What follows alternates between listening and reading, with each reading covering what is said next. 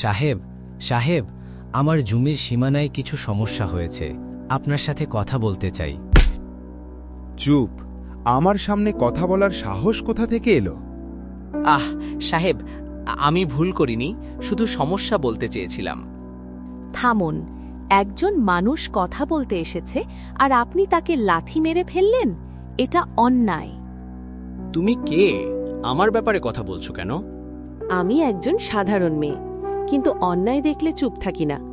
সম্মানের সাথে কথা শুনতে শেখেন। আপনি টাকা দিয়ে বড় হতে পারেন, কিন্তু আচরণ নিয়ে ছোট হয়ে গেলেন। সাহেব, আমি আপনাকে অসম্মান করতে আসিনি, শুধু চেয়েছিলাম আপনি সমস্যাটা জানুন, কিন্তু আপনার রাগে আমার কথা শোনার সুযোগই পেলাম না।